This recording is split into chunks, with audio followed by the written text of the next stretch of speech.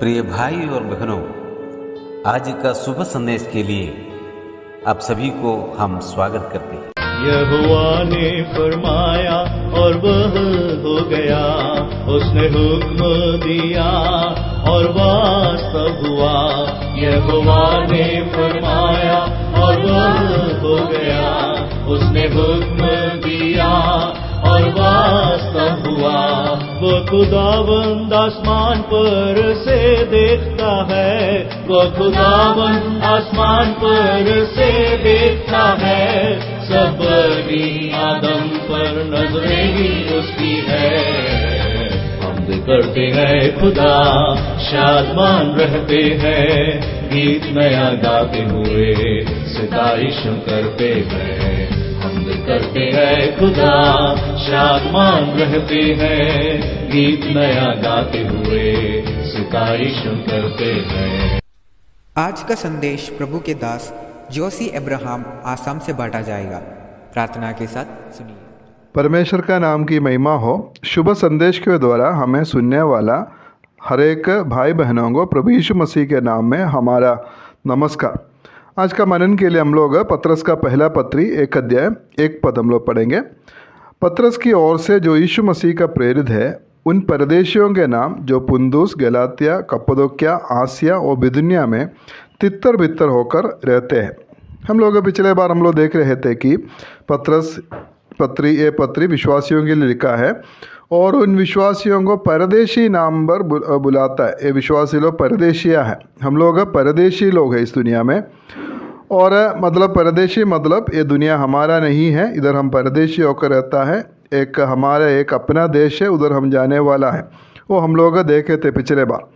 और उन विश्वासियों के बारे में दूसरा बात इधर पत्रस लिखा है, वो लोग सिर्फ परदेशी नहीं है, फिर उन परदेशियों के नाम जो पुंदुस, गलातिया, कप्पदोक्या, आसिया और बिदुनिया में तितर बितर होकर रहते हैं।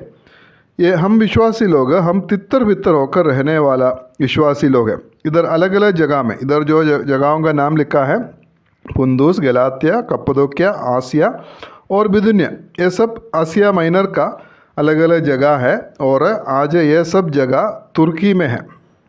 और हम इधर से हम लोग एक बात हम लोग समझ सकता है कि हम इस दुनिया में हम लोग तितर बितर होकर रहने वाला है। दुनिया का अलग अलग जगह में, कोने कोने में हम लोग परदेशी होकर, तितर बितर होकर हम लोग इस दुनिया में रहता है। और परमेश्वर इसी प्रकार हमें इस दुनिया में रखा है, तो इसका पीछे परमेश्वर का कुछ उद्देश्य है।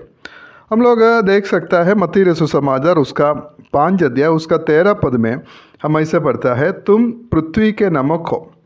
हमें परमेश्वर इस दुनिया में पृथ्वी के नमक के तौर पर हमें रखा है।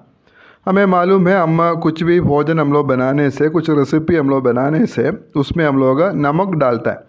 बाकी हम लोग कुछ भी डालें, जितना भी मसाला वगैरह और जितना भी अच्छा कुछ सामान हम लोग डालें, उसमें अगर नमक नहीं है तो वो कोई काम का नहीं है, वो बेकार हो जाएगा। इसलिए वो सारा रेसिपी को स्वाद देने वाला है वो नमक है।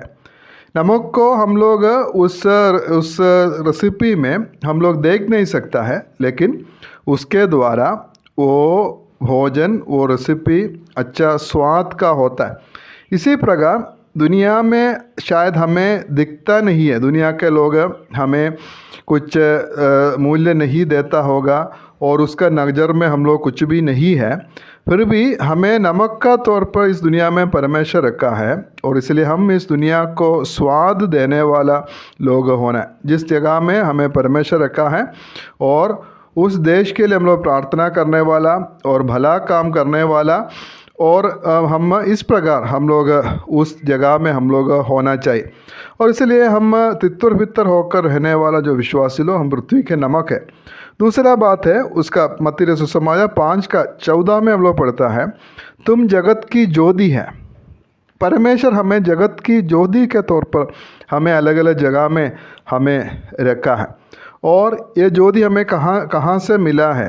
प्रभु यीशु मसीह से मिला। प्रभु यीशु मसीह बोला, मैं जगत का ज्योति है।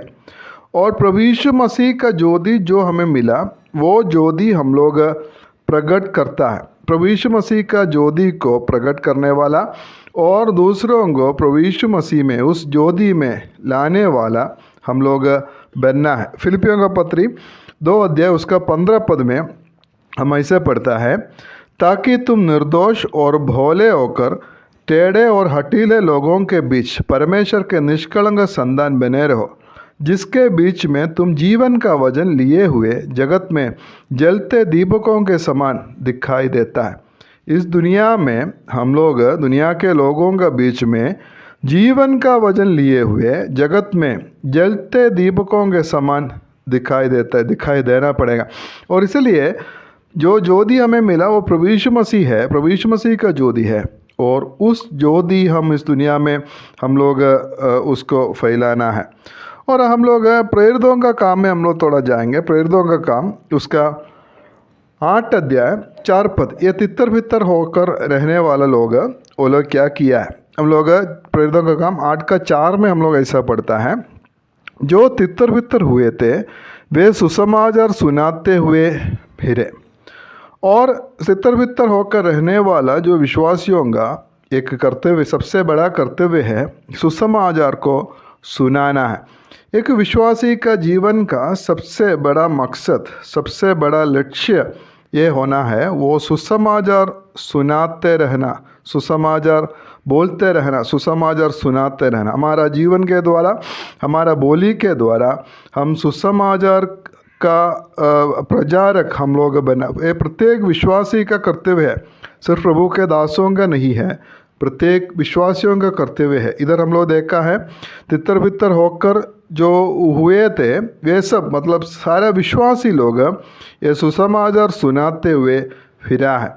और हम लोग देख सकता है कि ये विश्वासियों का सबसे बड़ा जो उसका काम है सुसमाचार को सुनाना। और सुसमाचार मतलब क्या है, कोई धर्म का बारे में प्रचार नहीं है और दूसरा और कुछ बात नहीं है। दुनिया में हम लोग बहुत सारा समाचार हम लोग सुनता है, बहुत सारा न्यूज़ या समाचार हम लोग दुनिया में सुनता है, लेकिन सुसमाचार सिर्फ एक ही है, और वो सुसमाचार है प्रभु यीशु मसीह है। प्रभु यीशु मसीह है सुसमाचार, और उनके बारे में वो सुसमाचार हम लोग को सुनाना चाहिए। ये प्रभु यीशु मसीह कोई धर्म का व्यक्ति नहीं है, कोई धर्म बनाने के लिए प्रभु यीशु मसीह नहीं आया। प्रभु यीशु मसीह एक मार्ग है। कोई भी व्यक्ति, कोई भी धर्म के लोग परमेश्वर के साथ उसका संगति होने के लिए एक मार्ग है, प्रभु यीशु मसीह है। और उस प्रभु यीशु मसीह पर जो भी विश्वास करेगा वो परमेश्वर के साथ संगति वो कर सकता है। और हमारा बहुत बड़ा एक परमेश्वर दिया हुआ एक काम है कि हम सुसमाचार को हम लोग फैलाना। इसलिए हम लोग इस दुनिया में तितर बितर होकर हम लोग रहते हैं। प्रभु हमें सहायता करे। हम इस दुनिया में तितर बितर होकर रहने वाला लोग हैं, दुनिया का परदेशी होकर, तितर बितर होकर दुनिया का अलग अलग जगह में हम लोग रहता है। और प्रभु जिस जगह में हमें रखा है और उधर प्रभु का काम करते हुए हम लोग आगे बढ़ेंगे। उसके लिए परमेश्वर हम सबको सहायता करे। परमेश्वर आप सभी को आशीष दे।